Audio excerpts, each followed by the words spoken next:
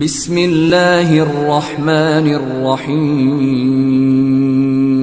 جس دن مغیرہ بن شعبہ حاکم کوفہ کا انتقال ہوا تو جریر بن عبداللہ رضی اللہ تعالی عنہ خطبے کے لیے کھڑے ہوئے اور اللہ کی تعریف اور خوبی بیان کی اور کہا تم کو اکیلے اللہ کا ڈر رکھنا چاہیے، اس کا کوئی شریک نہیں، اور تحمل اور اطمینان سے رہنا چاہیے اس وقت تک کہ کوئی دوسرا حاکم تمہارے اوپر آئے، اور وہ ابھی آنے والا ہے۔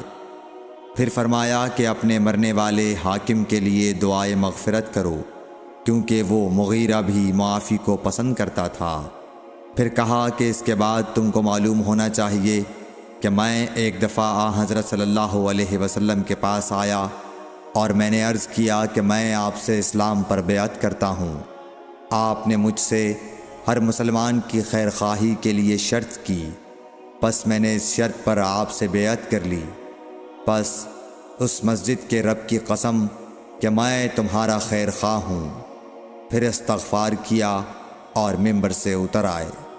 صحیح بخاری حدیث نمبر 58۔